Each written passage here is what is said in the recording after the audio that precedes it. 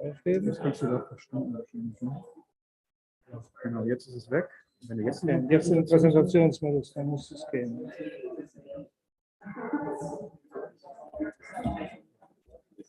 Jetzt sind sie alle da. Hier nicht. und jetzt sehe ich, guck mal, jetzt sehe ich in dem Zoom-Meeting den Präsentationsmodus so. Das haben wir auch. Ja? Keine Ahnung, was man da machen kann.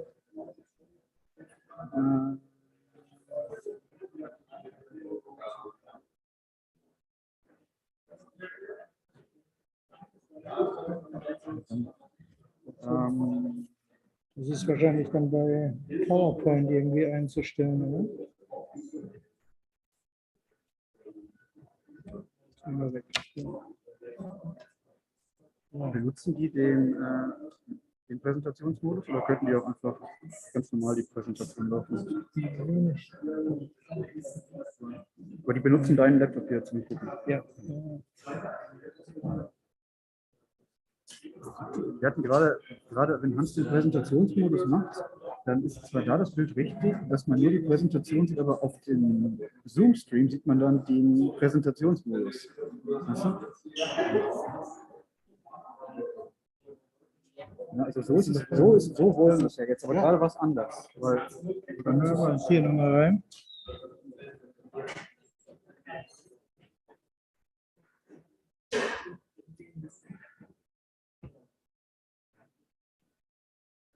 Hinten sind die Besprechungsnotizen, wie das? jetzt ist es. Ich glaube, jetzt wird sich überhaupt nicht gefängt. Ah, nee. Jetzt haben wir aber diesen. Guck mal, jetzt. Nee, habe ich vergessen. Bei Cosmos so. Jetzt haben wir aber das Bild. Jetzt haben wir dieses Bild. Guck mal, jetzt. Hier sieht es richtig aus, aber im Zoom-Stream haben wir das Bild jetzt. Das ist die Frage, wie. Was ist? Ja.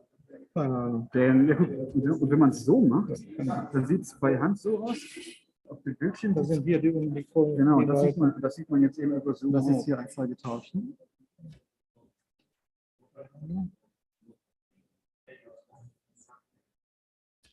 Achso, dann ist das ja irgendwie.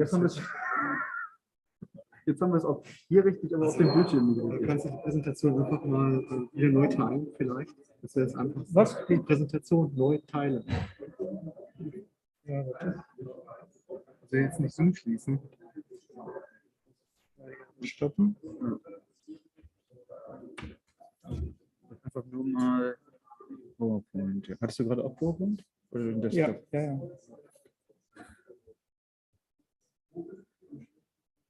So.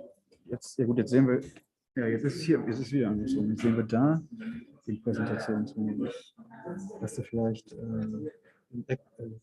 in PowerPoint selbst den Modus verändert? Ich habe Warte. PowerPoint.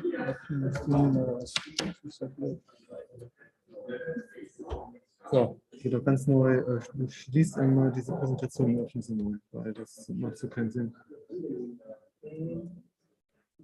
Langsam.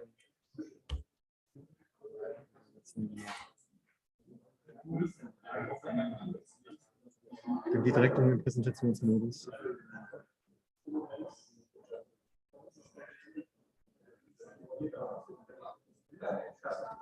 PowerPoint und dann Zoom und dann Bildschirm teilen.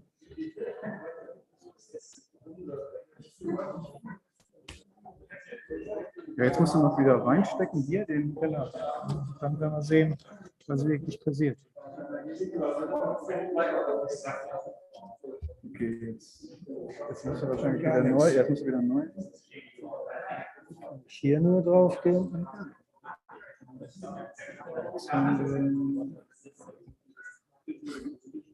Hilft nichts. Vor allem jetzt haben wir, okay, wir haben jetzt wirklich überall andere. Hilft nichts. Ja. Aber dann kannst du es ja eigentlich doch wieder tauschen. Hier sind ja die meisten Leute. Das ist eigentlich dann wichtig, dass der hier vernünftig ist. Ne? Guck mal, dass du was Till gerade gesagt hat. Das weiß ich jetzt noch nicht, was das war. Dass er das immer wieder. Da gab es da irgendwo Tausch. Tauschen. Kannst du das, wenn du jetzt hier nochmal bewegst, kannst du sagen lassen. Keine Maus mehr. Da, Doch, da. genau, ich glaube, da müssen wir mal rausgehen. Wir müssen dieses noch für Tauschen steht, der muss ja irgendwo sein. Ja. Sag mal, wo war nochmal dieses mit dem Tauschen, was du gerade hattest?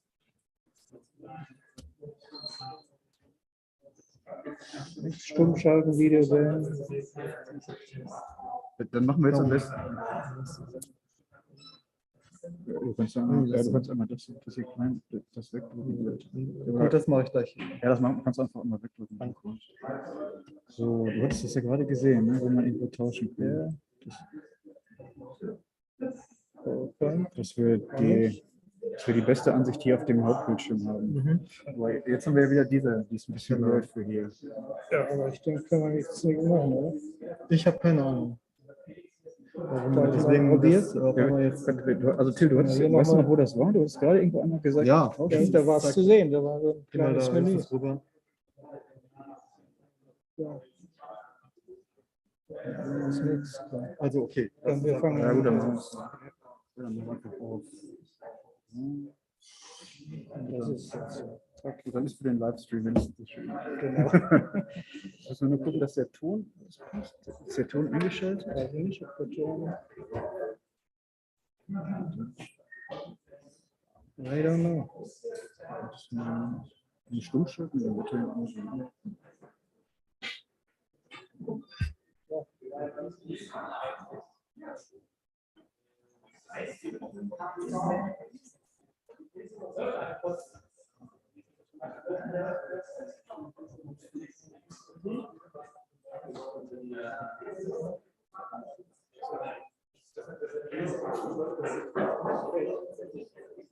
Hier sehen wir nichts.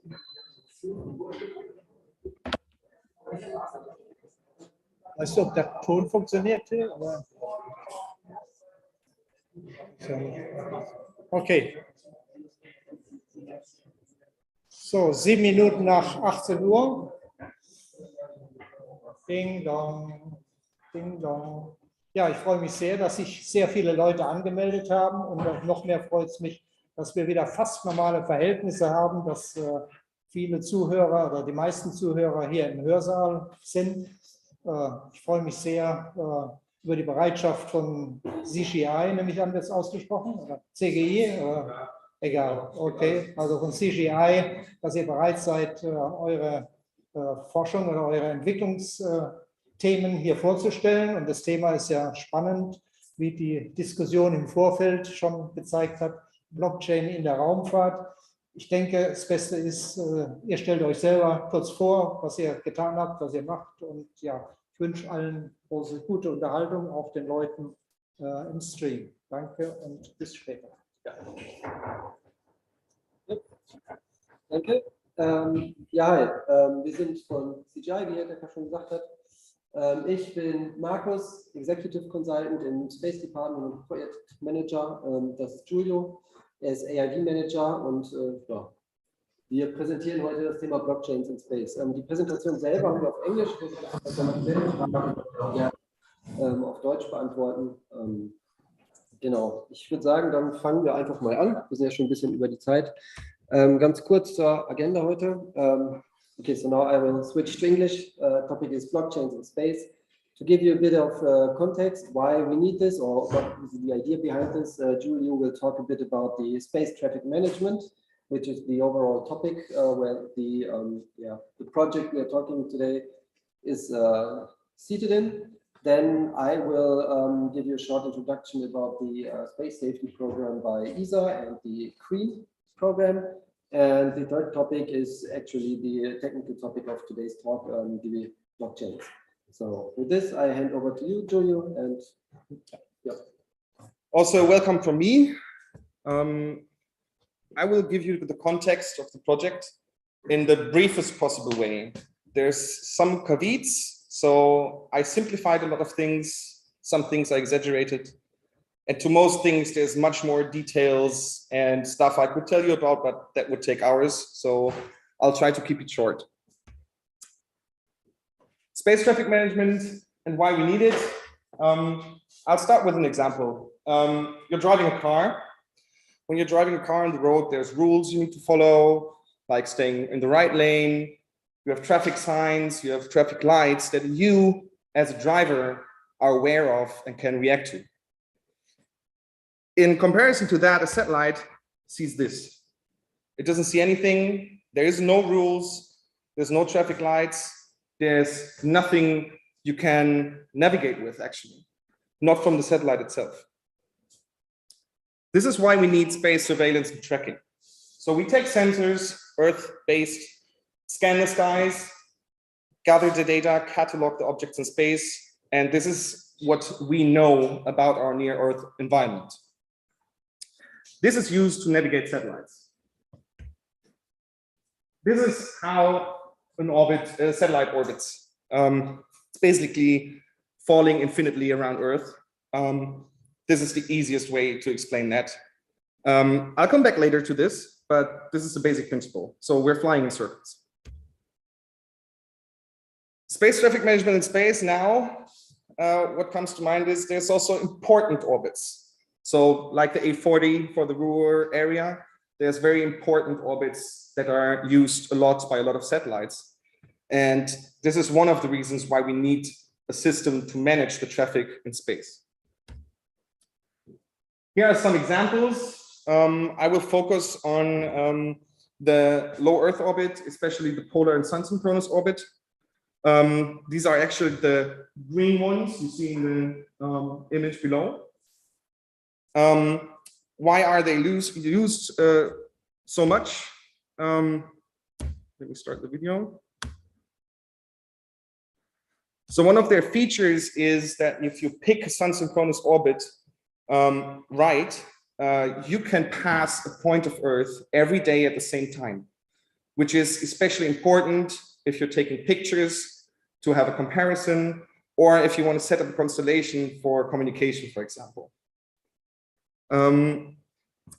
If you have a big constellation, it looks something like this. So there's a lot of satellites from different services, from different operators going in these polar and sun-synchronous orbits, and they will all cross the poles. So this is like a big crossroads, actually, where all these satellites meet.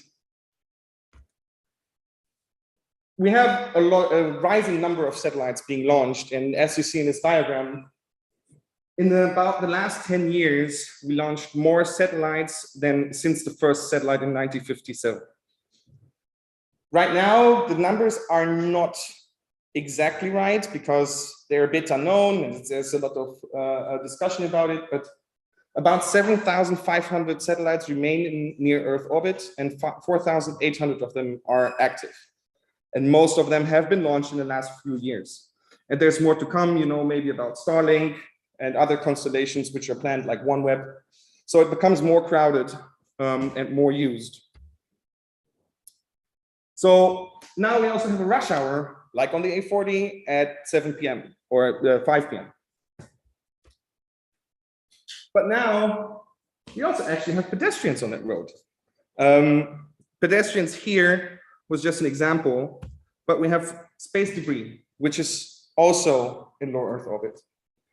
Most of this is old defunctionate satellites or rocket bodies. There's frozen rocket fuel going around or dropped nuclear cores from ex-Soviet satellites, actually, and debris from all of that above. And this is something which cannot be navigated, which cannot be steered. So we have to steer around that. There's different types of space debris. For example, there's about 500,000 known pieces which are between 10 and 1 centimeter big in orbit. These pieces fly with about 7 kilometers per second. The force of such a piece hitting you is like being hit standing by a motorcycle going 100 kilometers per hour. So as you can imagine, this is a pretty catastrophic event. So this would lead to a system failure. But in this case, you would also have a chain reaction. Like in a traffic jam, someone brakes too hard, maybe someone hits this car, there's other cars involved in other little accidents, which is pretty known if you have big accidents on the highway. So we have additionally these accidents, which could cause more accidents. And this is actually the big danger, because it's not so easy to remove this debris. Here on Earth, we would just go and the fire department comes and they clear the roads and then traffic can go on. This cannot happen in space right now. So we need these data to actually move around those obstacles and react to them. There's different sources for data. The main supplier right now is the NORAD system by the US military. They have the biggest network of sensors, which was originally built to detect nuclear launches. And the dependency on that data is pretty high for most satellite operators. It was even higher in the years before. Nowadays, it's a bit shifting because the ESA and the EU are setting up their own programs. Other national militaries, of course, have their own data. And there's also private companies starting to set up sensor networks, scan the skies, and sell this data to satellite operators. What we need to actually react to this environment is a lot of data, and as much as possible. Because more data means more accurate collision prediction, so we can simulate the orbits of a lot of objects and detect if there's possible collisions. We have more accurate orbit prediction, which also plays into this first point. And we have better debris catalogs, because small debris, you scan it very rarely that your sensors even pick it up. The more data you have on the objects, the more accurate the data on these objects get. We know of some objects, they are in orbit, but we just have a rough understanding what their orbit actually looks like. So where are they actually flying? Because we just picked them up on one photo or one image, and that's it. This would lead to safer space travel. But there's a problem. A lot of satellite services are more or less a basis for our modern society, from communication to navigation and other use cases. A lot of services are a matter of national security, including military and intelligence satellites, which are also important for a lot of countries. Since most of the data stems from military sensor networks, the military also has control over this data, and they are not as willing to share this data. Because of course they believe that the data on their satellites makes them vulnerable, because the services are so important for their society. This means that no one actually wants to share all data. This goes also for commercial services, because of course they don't want to be attacked or something or lose their satellites. And of course they want to make money with this data. So it's not publicly available for everyone. How does collision avoidance nowadays work? I'll take the US military as an example. They simulate these orbits, they detect a possible collision event. There's a certain threshold of probability. Then they will send an email to both parties involved, if there's even two parties involved. If you're then registered with a collision avoidance service by a private company, they might take their sensors, scan your object to make the predictions more accurate. So the actual collision prediction keeps getting updated regularly, sometimes even by the JSPOC from NORAD. But that's all that happens from the official side or by itself. Now that the two parties are informed, they might get in contact with each other and negotiate who is moving out of the way, if it's even possible. And there's a lot of driverless satellites up there which cannot move by themselves. The other thing is that there's no rules like right before left. So it's just a matter of negotiation between those parties. And you may not even be informed directly, because the other satellite may be a security sensitive satellite for one country. So you might not get informed. The Americans will never inform you. They will move their satellite, but they will not inform you that you might have a collision, if they can. If they can't, they will also not inform you, because, because you could do something with their data and they will just hope. There's a lot of detail to that, because these probabilities are most of the times very, very low. So it's about 1 to the power of -7 is the threshold. So it's very, very, very low chances. And most of the times, the satellites don't hit each other. They will fly by with 50 to 100 meters distance.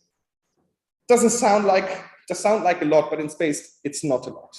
It's not a lot. It's very, very close. So the conclusion is the required orbits or the interesting orbits are limited resource. They are becoming more crowded, and collisions endanger these orbits, and they threaten the services by those satellites, be it publicly available or not. There's no rules yet for negotiation, no traffic rules. There's rules for some parts, but I will ignore that for now. It's very complicated. It is because it is so difficult to impose a set of rules on this global community. There's so many different players, from public services to governments to militaries to commercial services. It's hard to find a common rule set. Also, national security interests are blocking data sharing on the needed level. And this is why we need a system where we can reliably or trace liability and trace the data, which is also securely encrypted, to build the trust between all parties. And this is where ESA's Green project comes into play, and I will give over to Markus. Thank you, Giulio. Yeah, so now we know why we need space traffic management and how crowded it is actually up there. So this is where ESA's CREAM program comes in place. It stands for Collision Risk Estimation and Automated Mitigation. And it is embedded in the current ESA Space Safety Program. It's actually 0.5. Yeah, and the goal of the CREAM program is actually to reduce the needed manpower for space operations in case of collision avoidance. The overall goal would be full automation, which is really hard to achieve because, as Giulio already stated, there are a lot of different parties involved, and some of them don't like automation or don't want to share their data. So it's hard to get to a point of full automation. So the first step would be to reduce the manpower needed for collision avoidance as much as possible. So we need some kind of decision support system, a system which can decide if there actually is an action needed or not. Is the two objects which are involved, are those maneuverable? Are those controlled by a well-known entity? Different aspects you need to consider, but this is something a system could do for you. So in the end, you get informed there is maybe a collision and the system detects you need to take action.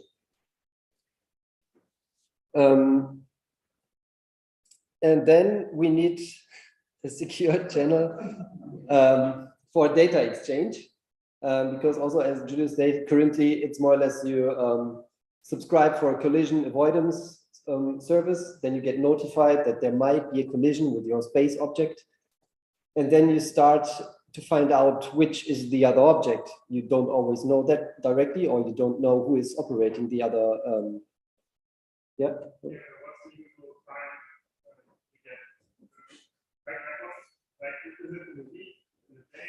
Yeah, most of the time it starts like 1 week ahead that you get notified, and then you get updates every day. And the closer the point of closest approaches, the more often you get notified. So in the end, maybe each hour, as soon as the collision probability is above the threshold, then you won't get notified anymore because maybe there was a maneuver or the prediction wasn't accurate enough.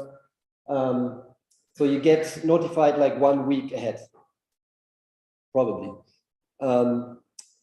Yeah, and then you start finding out who is the other party and how you can contact them.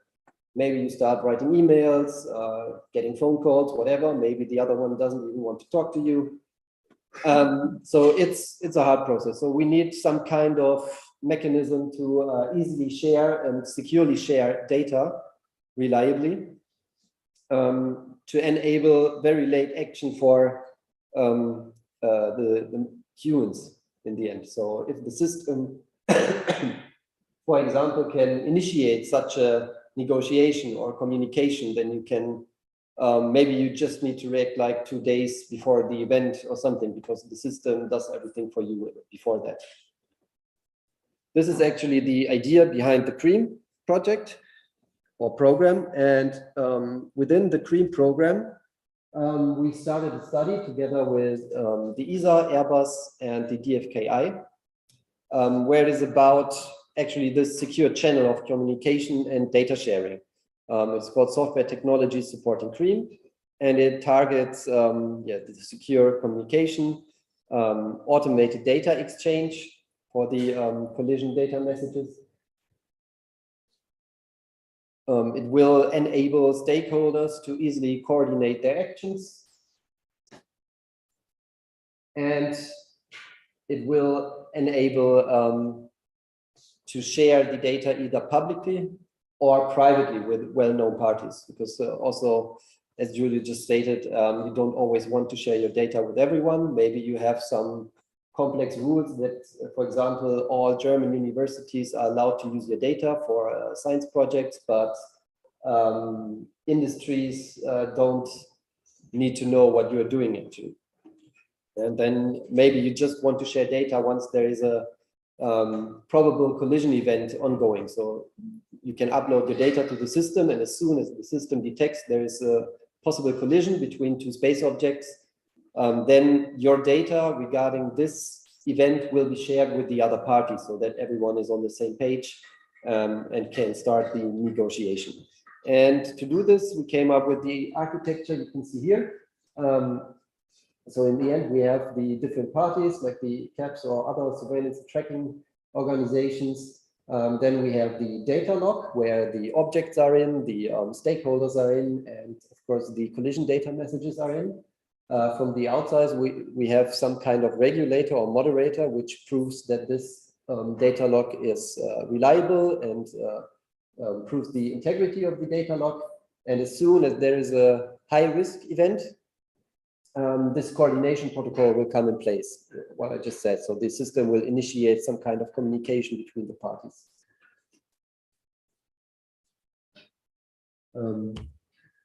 For the design driver pillars in this system, of course, very big one is the trust. So we need a system which the parties can trust in, because they don't trust each other. So we need to find a way to establish trust between the stakeholders in some way. This is by data confidentiality or credibility. And on the other hand, we need better coordination, as I just said. So we need some kind of anomaly handling and the coordination protocols. And those coordination protocols, in best case, you can exchange them. So if you decide that one protocol was not suited for the situation, maybe you can easily establish a different one. And of course, the system needs future-proof, because there will be more and more private or governmental organizations launching satellites, operating satellites. They will introduce new technologies, new data formats, new way of doing things. So the system needs to be agile or future-proof, so that it can cope with the technologies in the future. This is done by scalability, is one big point in this area, and the extensibility. Okay, this leads us to the, this is not final yet, but this is the current architecture of the system we came up with.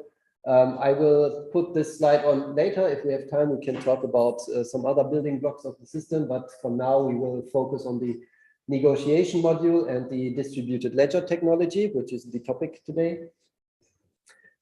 Speaking of which, so coming to the blockchain.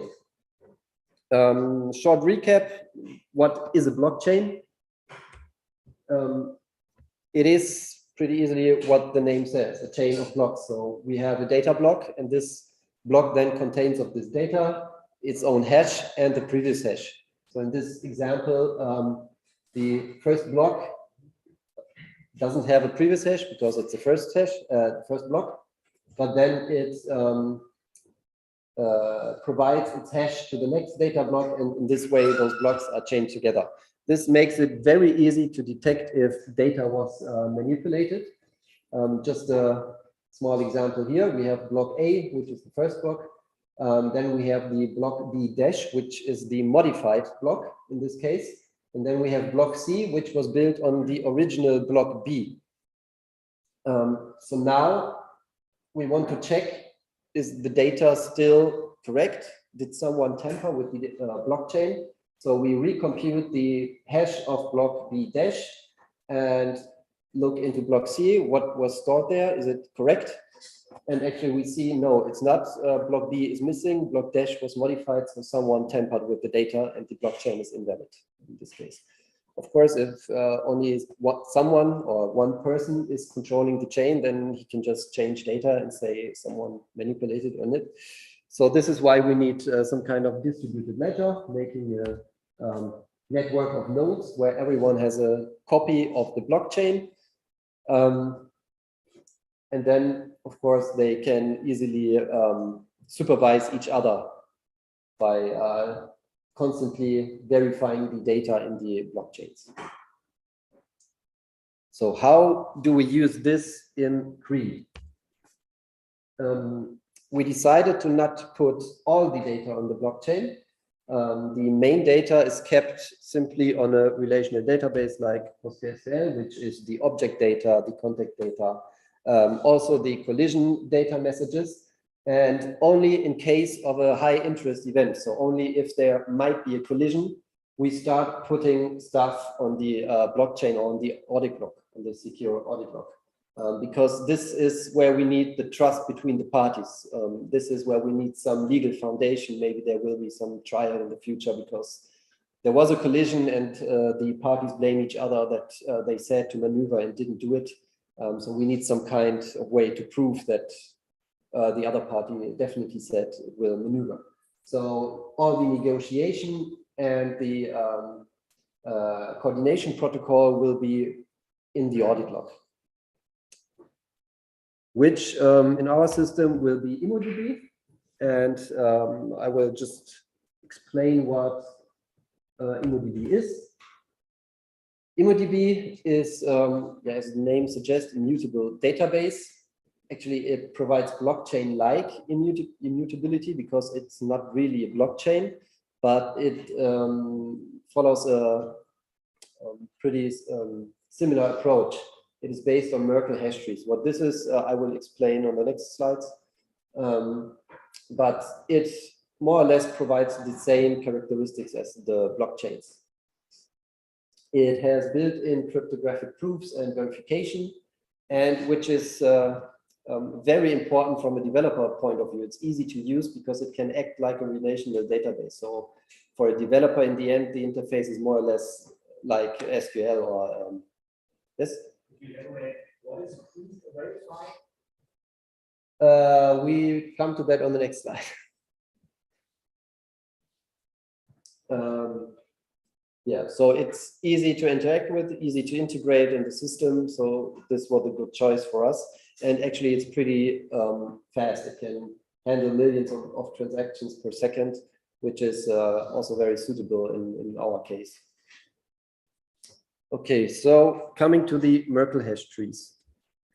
Like the blockchain, it is based on the hashes of the data blocks. So on the data layer, which is at the bottom, we have the leaves, which are our data objects or data values in this case. And then on the layer above that, we have just the plain hashes of the data objects. And then those hashes are combined to a binary tree in the end.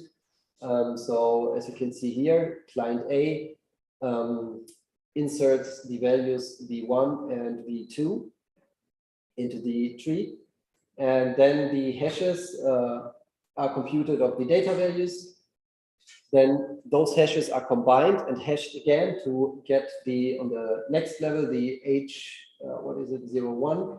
And then the root of this first tree is this hash of H0, 1, and 2. And then client B comes and inserts more data, namely values V2 until V6. And the mechanics is the same. So the hashes are computed, combined, hashed again, tree is built, and then we have a new root at the top. So now, yes? Does the hash have a specific format like in the normal blockchain?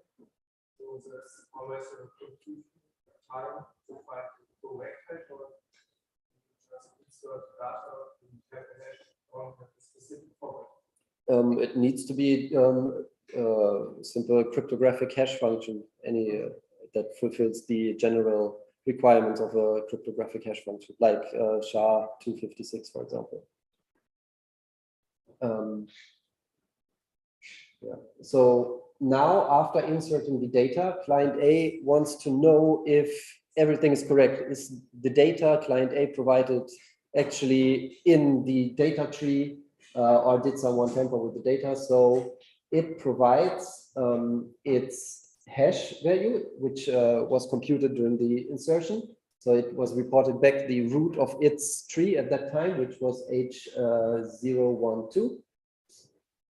And it sends its index, which was in this case 2, because it was the third data item in the data layer, so index 2, and is its hash root. And then the InnoDB can look up this tree and finds out that the hashes match and everything is fine. So the data was inserted, and client A can be sure that the data is in the tree.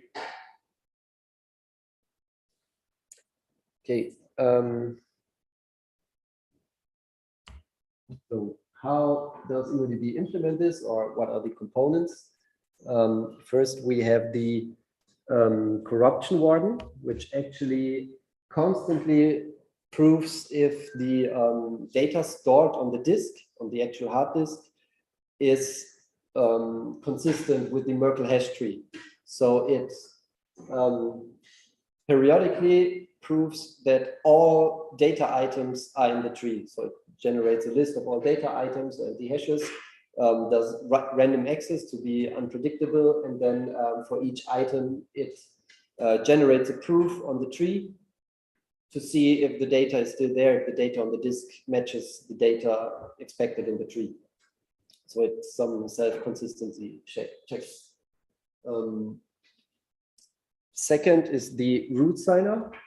Here we have the problem that so we have clients, the server, and auditors, because all time you can just query the whole audit log and do the hashing on yourself and prove that the server operates correctly, just like in the blockchain technology. So this is the concept of auditors. It can be 0, it can be 1,000. And then it is possible that one auditor says the server misbehaves, so the data is, someone has tampered with the data. But the auditor itself cannot prove that another auditor is misbehaving. So it cannot tell if someone else may have tampered the proof, for example. So that this could also happen. Someone said the server is misbehaving, then the server says the agent is misbehaving, and no one can tell who's right. This is why the root signer was implemented. This means that all the time a new root hash is generated. It is signed by the server with a certificate and provided publicly to all, so that everyone who is claiming that this root was not really provided by the server, or that the server provides false proofs, it can be actually verified that the root was generated by the server because it was signed by the server. The last point, the proof generation, is just, I will not talk about this in detail because it's the system we saw in the corruption warden. It's just generating the subtree in the Merkle hash tree, matching the requested proof, so the provided root and the index of the data. Okay. Yes. I was asking which proof concept is used by the consciousness, like with a proof of authority or proof of stake, or which concept? That's a good question. I cannot answer right now. So, okay. Actually, we kind of rushed through our presentation. So we are already at the end. As I said, I put on the overall system architecture. So thanks for listening. Feel free to ask questions. As I said, we can talk about any other building block of the system if you like. And yeah, afterwards, we will stay a while, and outside you can grab a drink and we can have a chat if you like. Okay, thank you.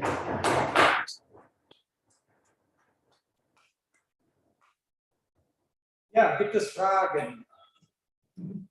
Ja. Fragen ruhig auf Deutsch. Geht alles.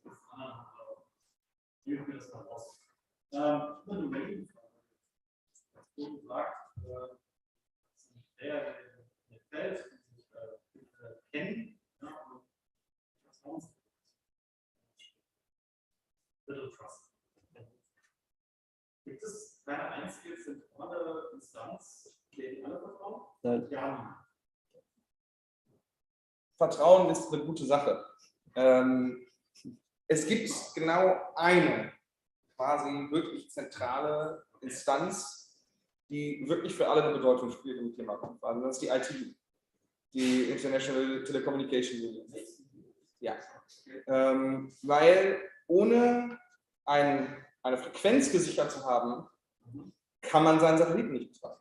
Also man braucht eine Kommunikationsfrequenz. Das ist die einzige wirkliche Institution, bei der mehr oder weniger alle sich anmelden. Das spielt besonders Rollen bei solchen hochfrequent genutzten Orbits, also gerade im geostationären Orbit, wo man bestimmte Boxen hat, in die man rein kann, spielt das eine ganz, ganz wichtige Rolle, weil man sich die Frequenz halt sichern will. Und wenn man dann zum Beispiel innerhalb von so und so viel Zeit die Boxen nicht besetzt, dann verliert man den Platz. Sind wir gerade auch an einem Projekt beteiligt, wo es nachher sehr knapp wird, sage ich mal, dass wir noch in unsere Box kommen. Aber das ist wirklich so das Einzige. Natürlich spielt die UN noch eine Rolle. Die UN hat sicherlich auch ein paar Regelungen gemacht, da haben auch fast alle Länder unterzeichnet, aber es gibt keine Konsequenzen. Vertrauen ist oder Genau. Ja. Ich dachte, vielleicht das okay.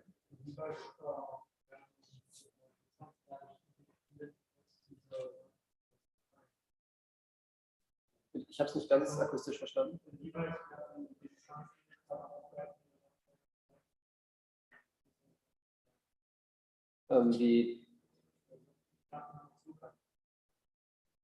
haben ihr eigenes Sensornetzwerk, generieren ihre eigenen Daten und die werden natürlich nicht geteilt. Jetzt kannst du natürlich dir selber einen Sensor in die Daten stellen und den Satelliten tracken. Das ist ja, also der fliegt da rum, der ist jetzt nicht geheim, aber du wirst niemals Informationen darüber kriegen, was genau das für ein Satellit ist.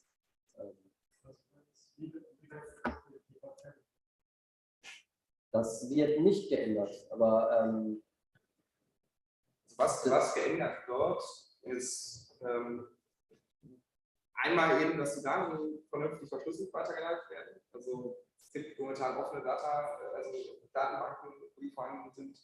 Und das Zweite ist eben, dass es besser nachverfolgbar ist, um wen es geht und woher die Daten kommen. Das ist das, was gerade so ein bisschen fehlt im Sektor, eben genau da dieses Vertrauen herzustellen, dass es darum geht. Wie gesagt, also gerade für sicherheitsrelevante Geschichten ist es super wichtig, festzustellen, oh, die Daten sind jetzt woanders gelandet und ich weiß, wo sie vorher waren. Und weiterhin wird wahrscheinlich auch ein Militär seine geheimen Daten nicht in die Blockchain laden oder in dieses System laden. Aber es wird vielleicht ein Objekt registrieren. Ich meine, man weiß zum Beispiel, dass Salupe da oben rumfliegt. Das ist ein deutscher geheimer Militärsatellit. Aber man kriegt keine genaueren Informationen darüber. Jetzt könnte das deutsche Militär Salupe in dem System registrieren und sobald irgendjemand, vielleicht sogar das Militär selbst, merkt, da ist eine mögliche Kollision, dann greift das Koordinationsprotokoll in diesem System. Das heißt, die Daten selber bleiben geheim, aber man hat dann einen sicheren Weg, um weiter vorzugehen und dann die Kommunikation herzustellen und dann herauszufinden, ob es das Militär aus dem Weg fliegt oder der andere oder noch irgendwas machen kann. Das Problem jetzt ist quasi, also wir wissen, also es gibt keinen geheimen Stand von Satelliten. Ja. Die Starts sind trackbar, es wird nachverfolgt, das können die Sensornetze. Und diese Objekte sind auch teilweise in den Datenbanken drin, aber sie sind eben keine eigenen Zufall jetzt gerade. Das heißt, du weißt vielleicht jetzt über das System von der EU, über das EU-SST-System, kriegst du die Warnung, kriegst du Collision Detection mit einem anderen Objekt. Dieses Objekt hat aber einfach eine Nummer, keiner weiß, wer es benannt. Cool. Also kann ich mich mit jemandem in Kontakt setzen. Ich kann auch nicht unterscheiden, ist das jetzt Space Debris oder ist das vielleicht tatsächlich ein Militärsatelliten, mit dem ich das zusammenschließe. Weil er eben nicht registriert ist.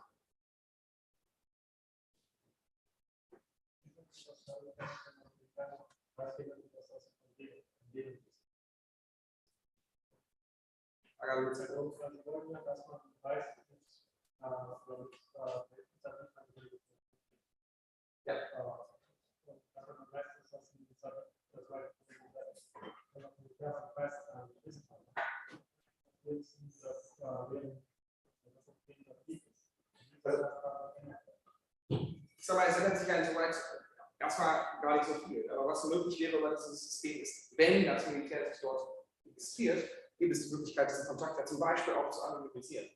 Ja? Also die Möglichkeiten sind da eben oft. Okay, da, Jonas.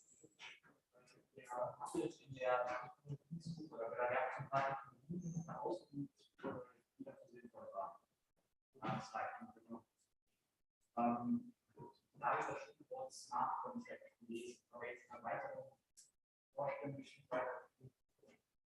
Ja, das war eine ursprüngliche Idee, die jetzt auch wegen des Aufwandes und des wahren Nutzens der Technik haben wir das verworfen erstmal. Aber die Idee ist, dass man den Code des Koordinationsprotokolls mit auf die Blockchain schreibt, dass sich jeder diesen Code runterladen kann, dass auch jeder verifizieren kann, dass da der richtige Algorithmus ausgeführt wird. Das ist die Idee dahinter.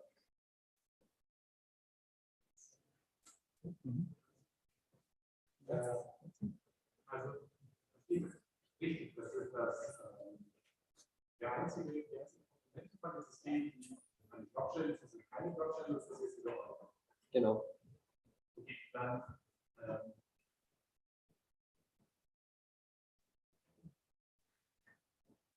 was ja auch gar keine Blockchain ist, die jetzt dafür sorgen soll, dass die Akteure besser vertrauen.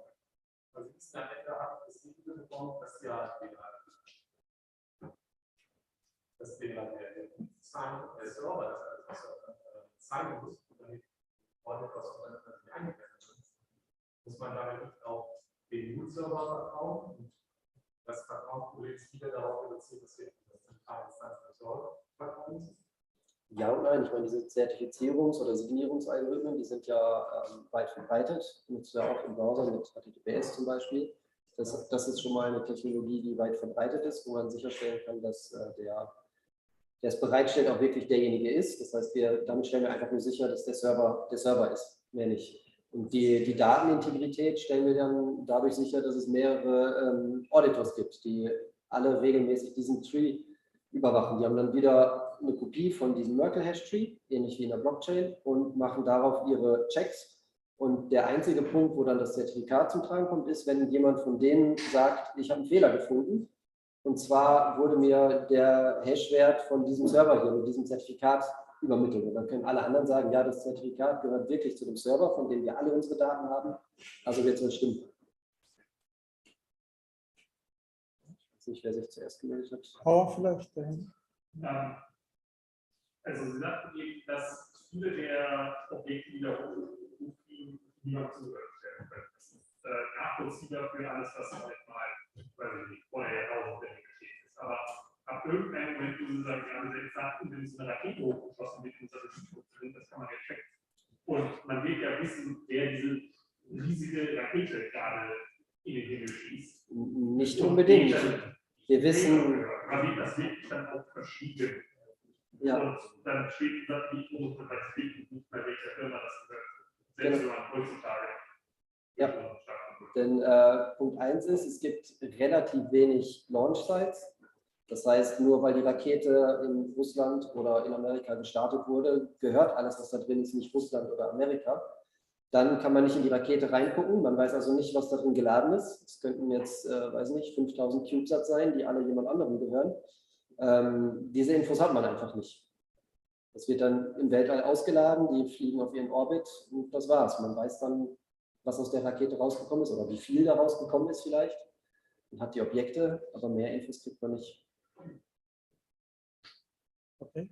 Wird die Blockchain vom Server geführt oder führt wieder die Blockchain selber weiter?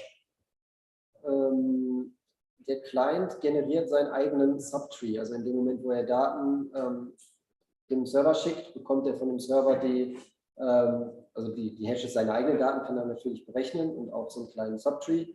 Und die kombinierten Hash-Werte kriegt er dann vom Server zurück. Das heißt, er kann sich seinen eigenen Subtree vorhalten. Er weiß natürlich nicht in dem Moment, was von woanders in den Tree kommt. Das weiß er erst, wenn er selber als Auditor agiert und nach dem gesamten Audit-Log fragt. Okay, und dieses bekannte Blockchain-Problem ist, dass die Computer rechnen müssen, um etwas im Hash zu finden oder abzusichern, der jetzt zum Beispiel Bitcoin einkommt oder nicht, wenn man jetzt kein Hash-Format quasi hat, man hat jede Hash bis so anfangen, das muss man vielleicht finden. Genau. Das ist in dem Fall Das ist in dem Fall nicht gefordert. Das sind, genau. Hier vorne noch. Da will ich auch noch was einstellen. Das ist auch ganz technisch interessant. Ich kannte jetzt der Immobilie vorher noch nicht. Und du hast es auch drin, dass es Blockchain-artig ist, aber keine Blockchain. Was ist denn der Unterschied? Also ich gerade mal ausführen, weil wir haben Merkle, wir haben Signing. Was fehlt denn zu einer echten Blockchain? Was heißt, was fehlt? Ich würde eher umgekehrt sagen, was fehlt der Blockchain, um Merkle-Tree zu sein. Ja, aber ja, im Endeffekt basiert es auf einer ähnlichen Technologie. Ich meine, wir könnten in einem Merkle-Tree jetzt auch irgendeine komplexe Hash-Funktion fordern und das Gleiche darauf anwenden wie auf eine Blockchain. Die Datenstruktur ist einfach eine andere. Das ist einmal eine lineare Verkettung der Elemente. Ist natürlich ineffizient in manchen Operationen, gerade wenn es als Datenbank genutzt werden soll. Das andere ist eine Baumstruktur, die natürlich sehr viel effizienter ist, wenn es darum geht, Daten zu suchen oder Indexe zu bilden oder sonst was. Okay, ganz hinten war noch eine Wortmeldung, habe ich zumindest so interpretiert. Ja, genau. Jetzt hier die USA und der Ist-Zustand ist irgendwie einmal die Woche, dass irgendjemand bringt, du könntest vielleicht dieses Projekt über Madagaskar, zusammenfassen. Das heißt, jede Woche kriegt irgendeine andere Land, also der Telekommunikationsfirma zum E-Mail. Das ist der Ist-Zustand. Und der neue Zustand wird jetzt ja allerdings für alle Leute nicht zugänglich, dass er diese eine Sache über Madagaskar steht, der niemandem gehört. Alle können jetzt nachlesen, dass er nie mit jemandem kommuniziert. Das ist ja wesentlich transparent und einfacher herauszufinden, weil die Massiven keine Gehör sind. Warum sollte da länger Institutionen, die Interesse daran haben, das nicht öffentlich zu machen, sich überhaupt jemals in die beteiligen? Das ist richtig, aber das können die Länder ja gar nicht verhindern. Das passiert ja implizit. Also es geht ja, man muss jetzt vielleicht gar nicht immer an die militärischen Nutzer denken. Die haben sowieso, das wird dauern, bis die in irgendein öffentliches System so viel Vertrauen setzen, dass sie da geheime Daten teilen oder darüber ihre Operations machen. Es geht eher um private Nutzer oder staatliche Nutzer, die öffentlich sind. Und da könnte jetzt so ein Satellitenbetreiber könnte das nicht verhindern. So Sharing-Plattformen gibt es auch jetzt schon. Das heißt, da werden Daten geteilt und über solche Datenanalysen könnte man dann natürlich sehen, dass über Madagaskar irgendein geheimes Objekt fliegt und wenn 500 Leute sagen, mir gehört es nicht, dann bleibt am Ende einer über vielleicht. Also das kann man auch jetzt schon rausfinden. Da in der Mitte. Ihr beide. Also ich oder was das System konkret jetzt lösen soll. Weil davor gab es ja allgemein auch die internationale man das meldet quasi, wenn man starten will. Das gab es halt quasi schon vorher. Aber was soll das System quasi bewältigen? Quasi die Benachrichtigung von Produktion? Genau, also diese Institution ist ITU, da geht es rein um die Frequenzen, genau, die Funkfrequenzen, die man quasi buchen muss, damit man mit seinem Satelliten kommunizieren kann. Das System bezieht sich jetzt rein auf Kollisionsvermeidung. Da gibt es halt im Moment keine standardisierten Formate, keinen verpflichteten Service. Also wenn du jetzt einen CubeSat hochschießen willst, kannst du das tun. Und niemand zwingt dich, einen Kollisionsvermeidungsservice zu buchen. Das heißt, du kannst ihn einfach hochschießen, fliegen lassen, der tut, was er will, und wenn er kollidiert, kollidiert er. Da gibt es keine Institution, keine Verpflichtung, kein gar nichts. Und ja. Die Blockchain ist ja jetzt nur ein Baustein davon. Vielleicht Genau. ist das auf der ersten Folie so ein bisschen untergegangen. Also es geht eben auch um automatische Entscheidungen. Sollen wir noch mal holen, die Folien? Können wir gerne machen.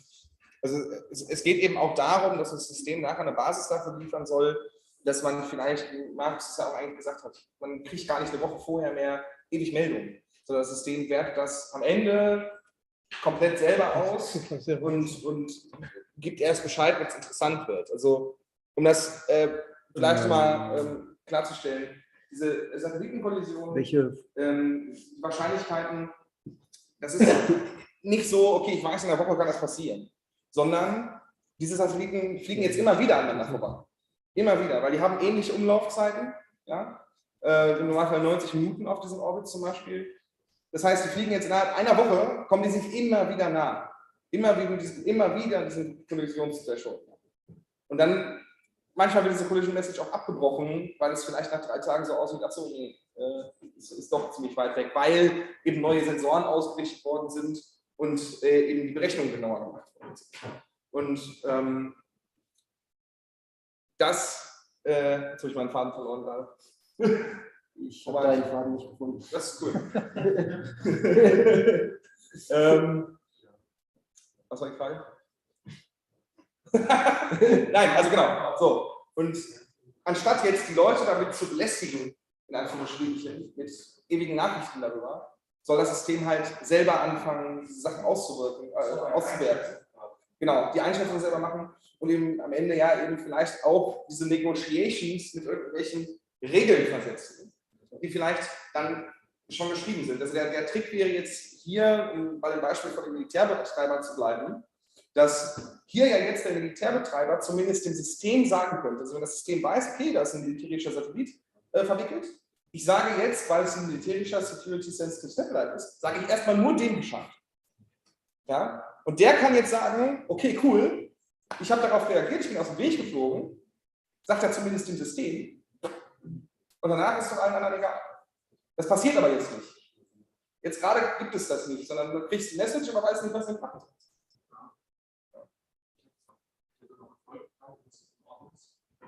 Wenn das jetzt, also gibt es ja verschiedene, sage ich mal, Player, und kann jeder sich dann registrieren oder muss eine Instanz, wo das quasi geprüft wird? Weil wenn jetzt mehrere entscheiden, okay, wir registrieren uns und greifen dieses System an und nutzen diese Coordination kurz aus, um dann quasi viele Benachrichtigungen rauszubekommen, und dass viele andere Unabhängige dann sich bewegen, so dass dann eine Kollision dann doch quasi entsteht. Genau, in einem operationellen System wäre genau das die Idee, dass nicht jeder sich einfach da registriert und sagt, ich bin Satellitenbetreiber. Dann könnte es ja auch passieren, dass jemand einen fremden Satelliten registriert und sagt, ich kann damit irgendwas tun.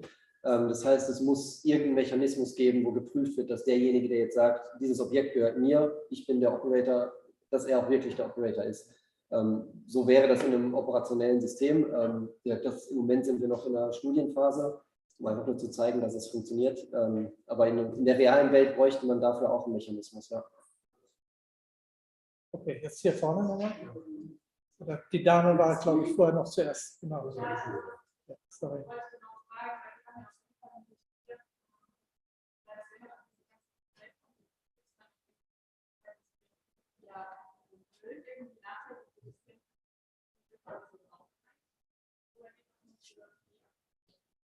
Da gibt es auch, wie du gesagt, diesen NORAD-Katalog. Da sind auch solche Teile drin. Da sind zum Beispiel alte Rocket Buddies drin oder so. Und da weiß das System dann automatisch, das Objekt wird niemals aus dem Weg fliegen. Das ist da und ist auf seiner Umlaufbahn. Das heißt, man weiß sofort, der andere muss irgendwas tun, um dem aus dem Weg zu gehen. Es wird immer mehr zum Problem, weil es immer mehr davon gibt. Und dann kann es sein, ist dann auch hochkomplex, es kann sein, dass man diesem Rocket Buddy ausweicht und auf einen Kollisionskurs mit irgendeinem anderen Teil ist. Und das wird, gerade weil jetzt die Megakonstellationen immer mehr werden, es gibt immer mehr Müll, mehr Debris. Das Ganze wird also einfach immer schlimmer, schwieriger, komplexer. Um da vielleicht 2 Sätze zum Scope hinzuzupacken. Das ist ein bisschen wie mit der Klimakrise. Ja? Also man versucht jetzt eigentlich möglichst früh auf dieses Thema einzugehen, weil noch sind die Wahrscheinlichkeiten noch nicht so groß. Ja, ja, also, müssen ganz schwierig.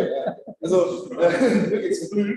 Aber es ist eigentlich ein ganz ähnliches Konzept. Es wissen alle, es wird ein Problem, ja? Aber irgendwie so wirklich an einer Lösung arbeiten tut man. Es gibt Regeln aus den 90ern, die sind längst überholt, weil niemand damit gerechnet hat, dass SpaceX einfach mal 2000 Satelliten im Jahr hochschießt. Ja? Das sind Zahlen, mit denen man nicht gerechnet hatte. Das rollt jetzt so über einen drüber. Seit der Geschichte der Raumfahrt gibt es 2 dokumentierte Fälle, dass tatsächlich Satelliten miteinander kollidiert sind. Ja? Und ich sage mal, es ist schon eine große Anzahl für die Wahrscheinlichkeit, die da irgendwo rumfliegen im Endeffekt. Eigentlich ist der Weltraumschrott das größere Problem. Das wandelt sich aber eben genau dadurch, dass in den letzten Jahren eben man weggegangen ist von, wir fliegen große Satellitenmissionen, die ein paar 100 Millionen Dollar kosten, ja? Sondern wir nutzen viele kleine im nahen Erdorbit, wo wir viele Rotationen am Tag haben, wo wir immer wieder über die Pole kommen, und das machen halt alle, weil es viel günstiger ist. Ja, weil man auch mal eben einen Satelliten ersetzen kann in der Theorie. Aus ganz vielen Gründen. Und da ist eben genau das Problem. Es wird einfach sehr viel öfter und wir müssen jetzt irgendwas dagegen tun, sage ich mal. Und dazu gibt es Altobjekte, die da rumschwirren, die ein Problem darstellen. Aber das ist ein sehr, sehr tiefgehendes Thema. Aber nur mal so zur Vorstellungskraft. Wie gesagt, also noch ist das unwahrscheinlich. Und noch sind wir, sage ich mal, im grünen Bereich. Also wenn wir jetzt sagen, so, oh ja, noch haben wir 1,1 Grad Klimaerwärmung eingehalten. Ja, in 5 Jahren ist es aber anders. Okay, hier vorne. Ja, meine Frage, ich bin ja jetzt schon deswegen aber was hätte ich dafür nach der Fake-Daten beizutragen? Also jetzt mal aus so einer militärischen Perspektive vielleicht, dass man da jetzt irgendwie den Russen sagt, jo, kollidiert vielleicht mit unseren Satelliten, da wäre es gar nicht. Ist das eine Möglichkeit? Ist es ein Schutzmechanismus gegen? Kann das überhaupt passieren? Theoretisch kannst du da kaputte Daten hochladen, klar. Es kann ja auch einfach sein, dass dein System nicht funktioniert und falsche Daten produziert. Muss ja nicht unbedingt böse Absicht sein. Das wird dann vom System analysiert. Dieses Event taucht sehr wahrscheinlich nicht nur in einem Sensornetzwerk auf, sondern in mehreren. Das heißt, wenn es wirklich ein Event ist, dann werden wahrscheinlich mehrere Leute passend zu dieser Kollision mit diesen beiden Objekten Daten schicken. Wenn jetzt über einen großen Zeitraum nur dieser eine Datensatz existiert, dann kann man vermuten, dass damit was falsch ist. Natürlich sollte man es trotzdem überprüfen, aber letztendlich ist es jetzt auch nicht gefährlich, da falsche Daten hochzuladen. Selbst wenn man jetzt dem Russen sagt, du kollidierst da, was er damit macht, weiß man ja trotzdem nicht. Da passiert ja noch keine automatisierte Aktion oder sonst was. Im schlimmsten Fall kriegt er eine Nachricht, da sagt jemand, du kollidierst. Also die gucken, passiert das, und die merken, okay, Bullshit machen. Genau, ja. Sebastian Hauer nochmal, dann hinten. Ja, im ähnlichen Denk dazu. Also wenn ich das jetzt richtig verstanden habe, haben wir da oben Satelliten, von denen wir wissen, wem sie gehören und die eventuell manipulieren können. Wir haben Satelliten, von denen wir eventuell wissen, wem sie gehören und die nicht manipulieren können. Und wir haben basically Bricks in Space. Ja. Ja? Und gewisse militärische Einrichtungen haben ein begründetes Interesse daran, so zu tun, als seien die Satelliten da oben Bricks in Space. Ja. Und selbst wenn man wüsste, dass das jetzt ein amerikanischer Militärsatellit ist, könnten die sagen, wir weichen aus, haben es aber eigentlich nie gemacht. In der Theorie, ja. Aber welches Interesse hätte das Militär daran, sein eigenes Satelliten zu verlieren? Kein. Also dadurch, also das ist ein unregulierter Raum. Also Weltraum ist ein unregulierter Raum. So basically wie der Open Seas. Ja. Das heißt, genau diese Liability-Geschichte gibt es halt momentan. Wer haftet eigentlich für was? Das ist ein absolut ungeklärter Fall. Was passiert, wenn zwei Sachen kollidieren? Wer haftet dafür? Aber weil man ja jetzt momentan auch vielleicht eigentlich sagen kann, oh, keine Ahnung, war das ein amerikanischer Satellit oder war das vielleicht ein ehemaliger Nuklearkern von den Sowjets? Also keine Ahnung, ich bin mit irgendwas zusammengeknüpft. Aber genau hier fängt das System eben an, damit reinzugreifen, eben eine Verfolgbarkeit zu bieten, die aber halt nicht sofort komplett öffentlich ist, ja? wo man Stück für Stück eben gucken kann. Auch bei den Daten, wo kommen die Daten her, was ist passiert, wer war daran beteiligt, ohne es gleich an die große Glocke zu hängen. Und wenn jetzt, sagen wir mal, zwei Bricks aufeinander liegen, die nicht kollidieren können und nichts machen müssen, weil man weiß halt einfach, wie wir irgendwas kollidieren, dann kann auch. Also dann ist ja die einzige Möglichkeit, wenn wir über den Kopf werfen und hoffen, dass es nicht schief wird. Ich habe an der TU Berlin studiert, wir hatten 14 CubeSats da oben, davon hatte keiner einen Antrieb. Oft genug die Nachricht bekommen, das ist Hoffen und Beten. Das ist tatsächlich einfach nur Hoffen und Beten und darauf warten, dass das System irgendwann sagt, ach nee, fliegt doch nur 20 miteinander vorbei. Mehr gibt es ja nicht zu tun. Tatsächlich. Ganz hinten nochmal. Ja, ich wollte nur sagen, für zwei Diskussionen machen. Eine sollte quasi jeder für sich aus und haben halt Daten und so weiter. Da geht es jetzt die Frage in diese Richtung. Aber das zweite Thema ist ein bisschen kurzfristig für mich und was aber auch Titel dann noch für mich eigentlich war, eben dieses, wenn wir uns die Daten entscheiden, ist es denn dann die Blockchain? Und da habe ich jetzt zum Beispiel noch nicht so richtig verstanden. Also eine Blockchain, also das vorstellt, wir können es erstmal einfach nach Servern, die kopiert werden, dass wir uns daran senken Daten, die automatisiert werden. Das klingt einfach nach einem Service. Blockchain kriegt, also das kopieren einfach so.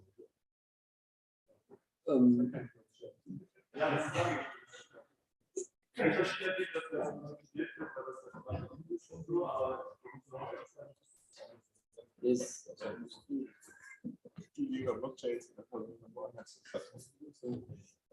also ein Punkt dazu, zum einen ist es ein Studio, um einfach nur zu zeigen, dass die Technologie funktioniert und die Idee dahinter Blockchains oder jetzt in dem Fall am Ende die Merkle Hashkeys zu nutzen, ist einfach die Manipulationssicherheit zu gewährleisten von diesem Teil der Datenbank. Wie gesagt, das meiste landet auf einer normalen Datenbank, weil man da diese Sicherheit gar nicht braucht. Aber sobald es halt darum geht, dass diese beiden Entities oder von mir aus auch 3, 4 miteinander reden, sich unterhalten und quasi einen Vertrag schließen, wer jetzt Entschuldigung, aus dem Weg geht, da ist die Idee halt, solch eine Technologie zu nutzen, um hinterher eine Grundlage zu haben, um zu sagen, ja, Party 1 hat wirklich gesagt, dass sie aus dem Weg fliegen. Das ist so die Idee dahinter, so eine Grundlage zu bilden. Jetzt dahin.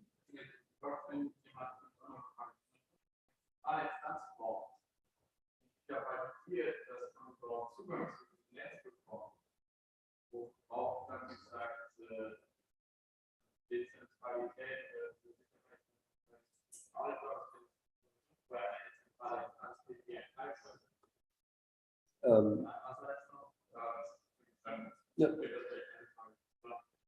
wenn halt auf Stage scheint das jetzt zu arbeiten.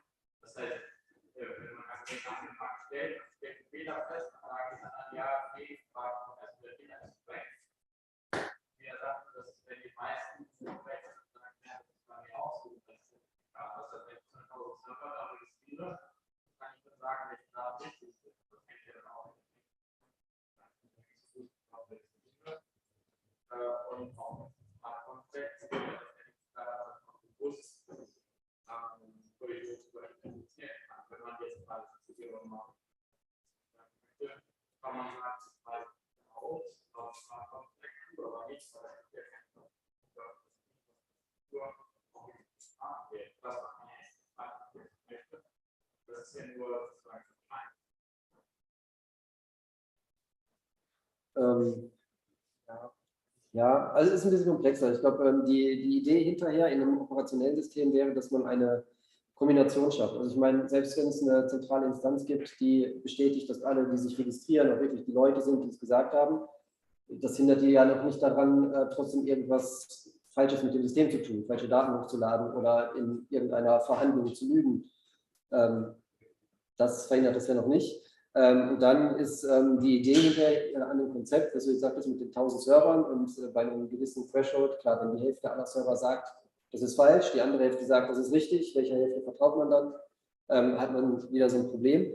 Da ist die Idee, dass man am Ende sowas Ähnliches hat wie zentrale Instanzen, dass man irgendwie auf die Welt verteilt, die größten Raumfahrtorganisationen, wie zum Beispiel die NASA, die ESA, wen auch immer man dann ins Boot holt, dass die quasi als Auditors eingesetzt wird, weil das Instanzen sind, denen man vertraut, weil das irgendwelche Institutionen sind. Dass man so eine Kombination aus Technologie und rechtlicher Grundlage quasi schafft.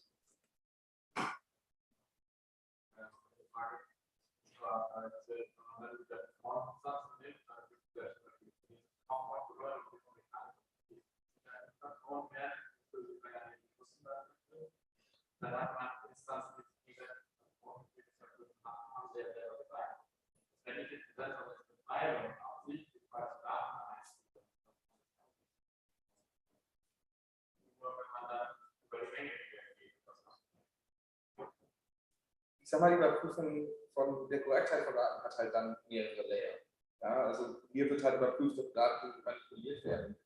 Aber natürlich kann man mit seinen eigenen Daten die Daten auch überprüfen. Also gerade wenn man dann noch einen eigenen kommerziellen Vertrag hat mit einem Collision Avoidance Service Provider, die zum Beispiel ein eigenes Netzwerk haben, da werden die Sensoren ja auch explizit auf diese Objekte ausgerichtet, um zu schauen, ob das stimmt. Ja. Also es geht immer noch um Sachen, die außen stattfinden werden. Worum es hierbei geht, ist, dass es ein System gibt, was gegenseitig kontrollierbar ist, und zwar aus ganz verschiedenen Richtungen.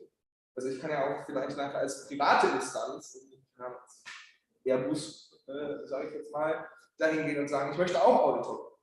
Ja, gegebenenfalls. Weil wir so viele unterschiedliche Player haben, kann man da halt dafür sorgen, dass man sich einfach gegenseitig kontrollieren kann. Ohne dass man immer seinen eigenen Daten komplett preisgeben muss. Ja. Sondern man kann es halt mit den eigenen Daten vergleichen, man kann die anderen Teildaten sehen und gegenseitig schauen, okay, ist das, was passiert, trustable. Okay, hier vorne nochmal. Ich finde das wirklich spannend, es gibt gerade keinen beklagten, dass quasi zugeordnet wird, der mit den Wörtern tatsächlich. Dieser Mechanismus müsste einen Schritt vorher passieren, dass derjenige, der das Objekt in dem Katalog registriert, dass an der Stelle überprüft wird, dass er auch wirklich dazu fähig ist, das Objekt zu kontrollieren, also ob er wirklich derjenige ist, wie auch immer das dann aussieht. Genau, das heißt es auch gerade genau die Situation, dass die Menschen nicht wollen, dass man weiß, dass ein dieser Satellit gehört. Na, der Großteil will ja, dass man es weiß. Es sind die militärischen User, klar, wir konzentrieren uns die ganze Zeit ein bisschen darauf, aber das ist am Ende des Tages ein relativ kleiner Teil und die kochen ihr eigenes Süppchen. Es geht mehr um große Firmen am Ende wie SpaceX zum Beispiel, die an so einem System teilnehmen würden oder vielleicht auch irgendwann, wenn das System von der EU in Kraft tritt, dass die dazu gezwungen sind, sich in so einem System zu registrieren, zum Beispiel. Also auch als kommerzieller Service-Provider bin ich da angreifbar. Und zwar auf ganz unterschiedliche Arten. Das Signal kann von Competitors geblockt werden. Auch Competitor können versuchen, meine Satelliten herunterzuholen. Ja, also auch da ist ja in gewisser Weise das Interesse da, dass ich nicht will, dass jeder ganz genau 100%ig weiß, wo mein Satellit wann ist oder so gute Daten hat, dass das langfristig voraussagen kann. Ja. Also die Daten, wie gesagt, zum Beispiel das NORAD-System, über das JSPOC gibt es zur Seite, da werden mehr oder weniger zwischen 1 und 3 wöchentlich kriegt man für jedes registrierte Space-Objekt neue Daten, mit denen man wieder ein paar Wochen vorkalkulieren kann. Aber die sind halt nicht 100%ig genau. Es ist nicht so genau, wenn ich einen Datensatz von 10 Messungen habe und die zusammenschraube. Weil ich kriege eine Messung.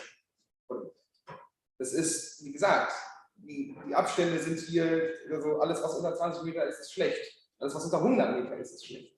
Das ist aber, wenn ich mit 7 Kilometern die Sekunde unterwegs bin, brauche ich eine hohe Genauigkeit, um überhaupt auf dieses Level runterzukommen. Und das kriege ich nur mit einem großen Datenschutz. Okay, sagen wir noch 2 Fragen, weil es ist 6:45 schon. Wer hat noch eine Frage? Jonas, du? Ich habe immer noch Probleme zu verstehen, was überhaupt konzipiert hat. Also, ich versuche mal zu liegt, wenn es um bestimmte Straßen geht. Okay, also, wir haben einen großen Haufen Leute, die beobachten quasi, und der andere Leute ist eine Überwachungsgruppe, die auch Dinge im Weltall gehören. Und der Gedanke ist, all die Leute, die wollen beobachten, packen das in eure zentrale Datenbank quasi und sagen, hey, ich habe folgende Beobachtung gemacht, da sehe ich ein Lied. Richtig? Oder nicht richtig? Halb richtig. Das soll nicht gesammelt werden, wo was ist. Nein, das nicht. Dafür gibt es andere Plattformen. Also die Daten haben ja auch wieder verschiedene Ebenen. Wir fangen an bei den Rohdaten der Sensoren, die tracken, wo sind irgendwelche Objekte. Das wird dann zum einen von dem Sensor schon vorprozessiert, weil der seine Rohdaten nicht unbedingt durch die ganze Welt schickt, weil das zu viele Daten sind. Ja, wenn ich die Daten so ständig den Sensor jetzt ich denke, da ist irgendwie ein Weg. Das landet bei euch nicht in der Datenbank. Nein, das landet auch nicht in der Datenbank, sondern dann gibt es andere Plattformen oder Sensornetzwerkbetreiber, die dann die Daten von all ihren Sensoren zusammenpacken in ihre eigene Datenbank, machen darauf Berechnungen und kriegen dann raus, Objekt X kollidiert eventuell mit Objekt Y. Und diese Nachricht, die da rauskommt, da steht dann drin Objekt A, Objekt B, der wahrscheinliche Zeitpunkt der Kollision, die Wahrscheinlichkeit der Kollision und wenn man Glück hat, stehen da auch noch ein paar State-Vektoren drin von den Objekten. Also wir sammeln zentral Kollisionsvorhersagen. Genau. Das ist das, was wir zentral Genau. Und dann soll ein beliebiger Algorithmus quasi dann bei euch im zentralen System laufen, das sagt, okay, da sehe ich eine Kollision, ich würfel jetzt aus, wer von denen quasi jetzt ausweichen soll, oder nach meinem Prozess entscheide ich quasi, wer jetzt ausweichen oder wie das jetzt behoben wird. Das wäre ein wünschenswertes Ziel ganz am Ende, dass das System so schlau ist, dass es die Entscheidung abnehmen kann oder dass ein Operator vielleicht sagen kann, ich möchte, dass das System für mich entscheidet. Was das System im ersten Schritt macht, ist, dass es ein Protokoll bereitstellt, wie diese beiden miteinander verhandeln sollen. Das ist jetzt der erste Schritt, wäre das sogenannte Double-Offer-Protokoll. Das heißt, jeder gibt einen Wert von 1 bis 10, glaube ich, an. Weiß ich nicht, 5 für ich fliege aus dem Weg und 4 für ich fliege nicht aus dem Weg. Das heißt, dieser Operator würde lieber aus dem Weg fliegen, als nichts zu tun. Und die andere Seite macht genau das Gleiche. Und daraus kann man dann... Da müssen aber die Leute, wo ich dann sage, ich sehe, ihr habt eine Kollision registriert, ich sehe das, weil ich euch beobachte oder so. Also ich sage, okay, das ist meiner, ich würde anbieten, ich fliege aus dem Weg. Und anderer kommt vom anderen Weg und sagt, na gut, das ist meiner, ich sage, ich würde aus dem Weg fliegen, schickt das gleich so in die Distanz. Zentrale Instanz überschuldet das dann miteinander und sagt, okay, gut, dann bist du damit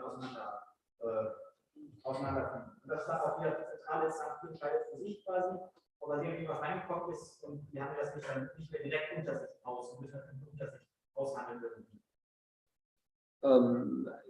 Ja und nein. Also Sie haben immer noch die Möglichkeit, das untereinander auszuhandeln. Sie können auch dieses Protokoll quasi ignorieren und einfach miteinander schreiben, die E-Mails oder über einen sicheren Kommunikationskanal. Oder Sie nutzen dieses Protokoll und vertrauen der Entscheidung des Systems und sagen dann, aha, ich fliege aus dem Weg. Eine Idee, und das... Die alle nicht miteinander vertrauen, weil es ja kein zentrales Instanz gibt, etwa alle vertrauen zur zentralen Instanz. Das sind ja untereinander Probleme aushandeln, die sich vertrauen können. Ja und nein, weil du abstrahierst das Problem ein bisschen, weil du selber musst dich nicht mit jemandem auseinandersetzen, sondern du hast deinen Satelliten und sagst, für mich wäre es jetzt unglaublich teuer, den Satelliten zu bewegen. Also sage ich dem System, ich mache das auf gar keinen Fall. Oder du sagst, für mich ist das überhaupt kein Problem, ich wollte gerade ein Manöver fliegen, ich bin in einer Minute weg. Dann musst du ja nicht irgendwem vertrauen, auch keinem System, sondern du kriegst einfach nur die Information, ob der andere gerne aus dem Weg fliegt oder nicht. Das ist das Einzige, was es tut. Da steckt ja jetzt keine Logik oder kein Vertrauen in die zentrale Instanz direkt hinter. Also eine zentrale Datenbank, Kollisionsvoraussagen, bündig irgendwie, alle dann weiter reinschöpfen wollen irgendwie und zukünftig eventuell vielleicht ein Algorithmus bietet, der basierend auf ich weiß aus, ich weiß vielleicht Ungarn aus, dann darf man ich weiß aus. Okay. Also eigentlich Okay, die letzte Frage machen wir hier. Weil nicht auf die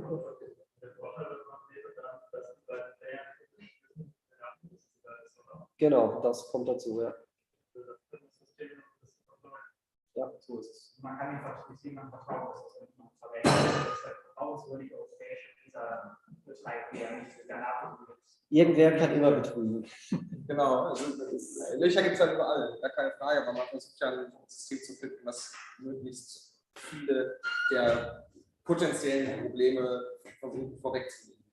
Und auch da ist irgendwie klar, vielleicht wird das System von der ESA betrieben, aber dann dadurch, dass die Auditors halt aus allen anderen Richtungen kommen können, ist das System vielleicht für mich selber vertraubar, weil ich es mit überprüfen kann, ob es richtig ist oder ob da mit den Daten gespielt worden ist. Gut, wunderbar. Dann bedanke ich mich vor allen Dingen bei euch beiden. War ein toller Vortrag. Ich habe selten erlebt, dass so viele Fragen gestellt wurden im gesamten Vortrag. Also war wirklich großes Interesse offensichtlich. Auch die Zahl der Anmeldungen, habe ich vorher schon gesagt, war wirklich beeindruckend. Vielen, vielen Dank. Ja, Frau König hatte noch die großartige Idee, im Anschluss an den Vortrag draußen ein bisschen was auszugeben. Also wir können da was trinken auf jeden Fall. Und ich bedanke mich